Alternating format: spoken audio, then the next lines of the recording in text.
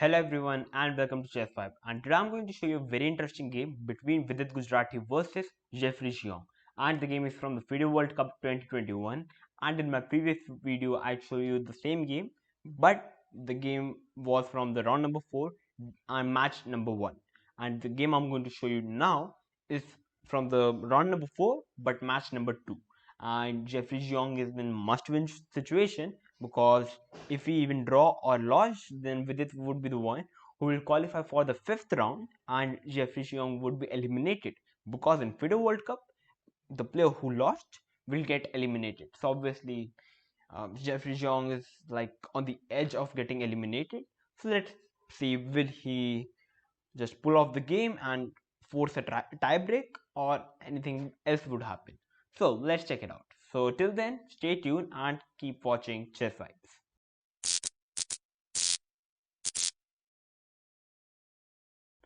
So, Vidit Gujrathi with the white pieces and Jeffrey Xiong with the black pieces. So let's start. So with the white pieces started with 1d4, and Jeffrey Xiong with the black pieces replied with d6. Okay, so we have knight to f3, knight to f6, c4 by white, g6, g3, bishop g7, and now bishop to g2. So definitely black has decided to play the King's Indian defense variation, and all those who doesn't know, King's Indian defense variation is a very aggressive system because I think it's a double-edged sword, because anything can happen. So if a person doesn't play King's Indian much, like on the top level, so definitely if he plays the King's Indian defense, then definitely he wants a win, and definitely Jeffrey Xiong wants a win, and Vidit just wants a draw. So see, he's just playing very solid chess, and Jeffrey Xiong is trying his best to attack. That's why he just chosen the King's Indian defense position, because it is the best opening to, like, if you want to like force win, then you can definitely play it. So very nice strategy by Jeffrey Xiong, and also very risky. So after bishop to g2, we have bishop to f5 by black, queen to b3 by white, developing the queen very early but hitting up the pawn on b7. So black simply defends the pawn by playing queen to c8. And now we have knight to c3 by white, developing the piece. c6 by black, like black played c6 because there could be some stuff like moving the knight from the f3 square. The bishop on g2 is targeting up the pawn on b7. That's why c6 was played by black. So after c6, we have castle by white, black castle. Now we have rook to e1 by white. So definitely white wants to play e4, and white would be having a very nice pawn chain on the center, and white would be having an advantage. So after rook to e1, we have bishop to g4 by black, and white simply going for it. Just push the pawn to e4, and white is having a very nice pawn chain. And this is what happens in the King's Indian. Black just gave up the center, but he attacks from the king side. That's the point. So after e4, we have bishop into f3, captured up the knight, bishop into f3, and now we have e5 by black. So black is asking white whether he wants to push the pawn, whether he wants to capture up the pawn, or whether he wants to play something else like bishop to e3, developing the piece. So all the moves are very common, but Vidit chose this very simple way. He just simply captured up the pawn because he just wants a draw. Okay, so it would be hard for him if the position gets complicated. That's why he just captured up the pawn, and black have to capture the pawn back. And now the position is very simple, like just totally simplified. So after d into e5, we have c5 by black, white. A very nice move by Vidit. The reason c5 was played here is, here perhaps definitely black was something planning like to play b6, grabbing a little bit space on the queen side. So white simply pushed the c5, not allowing b6, and now definitely white is having more space on the queen side, and yeah, the white is simply better. So after c5, we have knight to a6 by black, developing the knight and also hitting the pawn on c5. So white simply defends it by developing the piece and also protecting the pawn on c5. We have knight to c7, so definitely black is trying to maneuver the knight, perhaps to play knight to e6, put more pressure on the pawn on c5, perhaps playing queen c7, play rook to d8, and something like that. So after knight c7, we have rook d1 by white. So after playing rook g1, definitely white has successfully developed all his pieces, and white is perfect. So after rook a d1, we have knight to e6 by black. Queen to c4 by white. So perhaps white is planning to play b4 now, getting more space on the queen side. So now we have h5 by black. So playing h5, perhaps he can play h4 in the future, capture the pawn, or he can even push the pawn to h3. So after playing h5, we have knight to e2 by white. So let's see what happens. Perhaps playing knight to e2 was the reason to stop this stuff like knight to d4 ideas. So after knight e2, we have rook to d8 by black, asking for a rook trade. But with this, simply pull the bishop back to g2. Perhaps his idea could be to play f4 in the future. Knight to g4 by Jeffery Xiong. The idea is to capture up the bishop, or there could be some sacrifices on h2 pawn. So with this, simply defends the bishop by playing bishop to c1. We have a rook trade. Now we have queen to f8. Just putting some pressure on the c5 pawn, and the idea could be to play rook to d8 and trading the last rook. Sorry, wrong arrow. Yeah, that could be the plan. So after queen f8, we have f3 by white.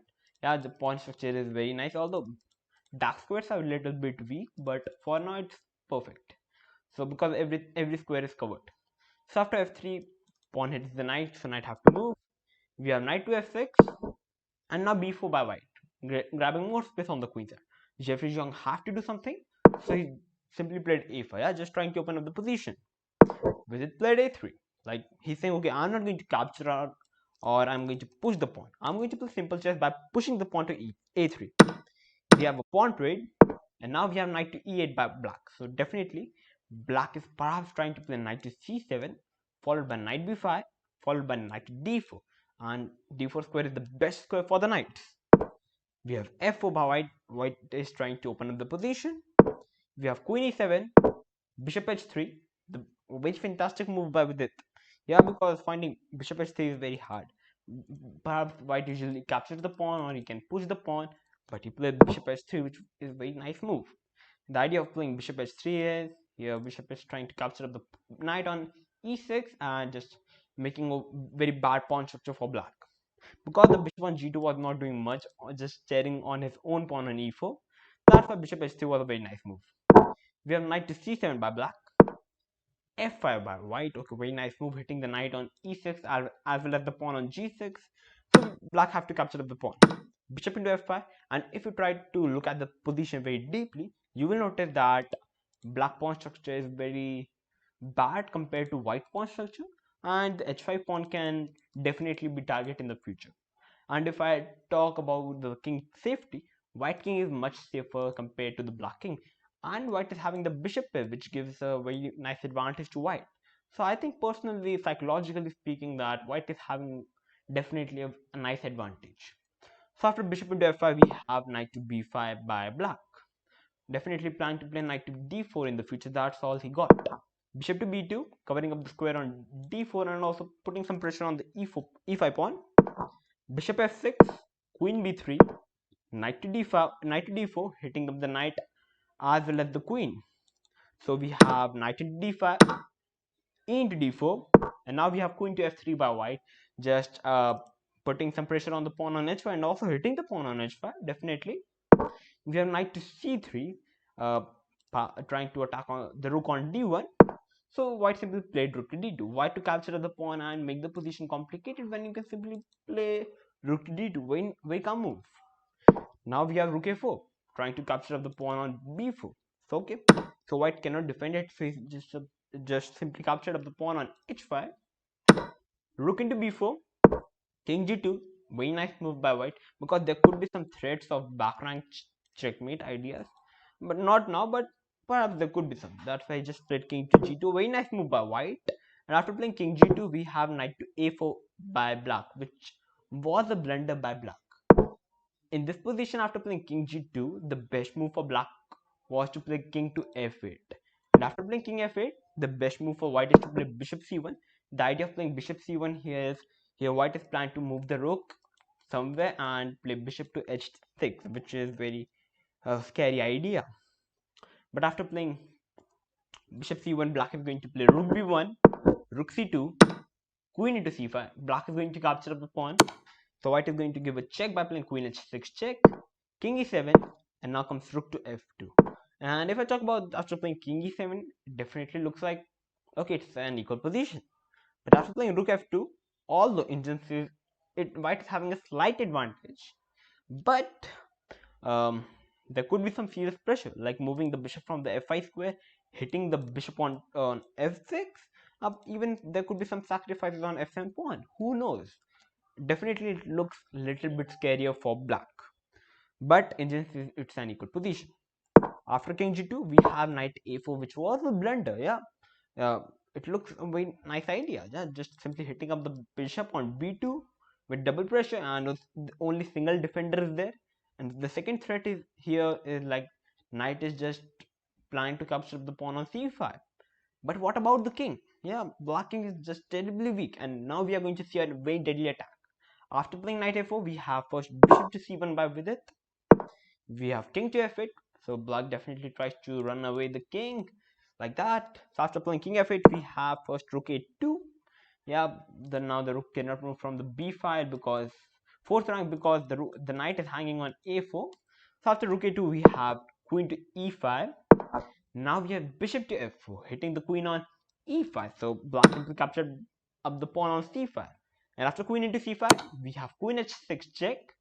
So king e7 was played, e5, pushing up the pawn. And after pushing up the pawn, you can see the bishop cannot go anywhere. Yeah, and there's no place for the bishop, so he has to capture up the pawn on e5. So first there would be a check by black by playing queen d5 check, and also planning to capture the rook on a2. So we just simply move the king to h3, and now comes bishop into e5. And many of you were thinking, what happens when black will capture up the rook on a2? Actually, it's a checkmate, because after queen into a2, there's a checkmate in two moves. First comes e into f6, and everything is like the king is attacked, and king is having two squares, d8 and d8. It doesn't matter where will you go. If you go to d8, I'm going to play queen to f8 checkmate. If you are going to go to e8, then after playing king to e8, we have queen to h8 checkmate. Game over. So this is what's happening. So that's after playing king to h3, we have bishop into e5, yeah, because the bishop was just trapped. So you have to capture up the pawn. So now white simply played rook to e2, hitting the bishop two times, yeah, and there's the only single defender. So black played the most natural move, pushing up the pawn to f6, defending the bishop. And after playing f6 on the move number 42, I want all of you guys to think the best move for white in this position. And if you find the best move, Jeffery Xiong will resign the game on the spot. So feel free to pause the video and try to find the best move for white in this position. So okay, so all of those who have found the best move for white, congratulations. On the next move, Jeffery Xiong just resigned the game. We have rook into e5 check and game over.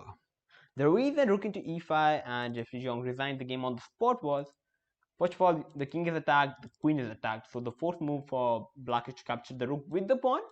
And after black will capture the pawn, there's a mate in 6 idea.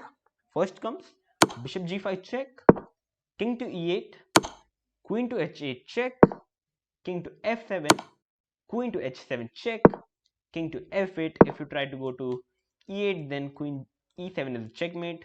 So king f8, queen to e7 check, king g8, bishop h7 check, king h8, and bishop f6, and game over. Yeah, every piece protects each other piece, and every piece covers a square, so it's game over for black. Very nice checkmate by white. So that was the reason after rook into e5 on the move number 43, Jeffery Xiong with the black pieces resigned the game, and with it Santosh Gujrathi with the white pieces won the game and have been qualified for the 5th round. So amazing. Yeah, this game was amazing, definitely. Both players played very well, but in the end, winner stays, and with it Santosh Gujrathi won the game, and he have been qualified for the 5th round, and Jeffery Xiong have been eliminated uh, from the tournament, and only 24 participants have been left. So let's see what will happen, and top 2 players will get a chance to for the candidates tournament on 2022, and if the person who wins the candidates tournament will get a chance to fight against the world champion of chess, and if he beats the champion, obviously he will be the new champion. So let's see what will happen. But for now, this was the game between Jeffrey Xiong versus Vidit. And if you like this game and my commentary, then please like the video. And if you are new to my channel, then please subscribe to my channel and do share the video. Until then, stay safe and stay healthy, because I'm going to post new videos because tournament is very long. And we are going to be having more fun. So till then, stay tuned and keep watching Chess Fire.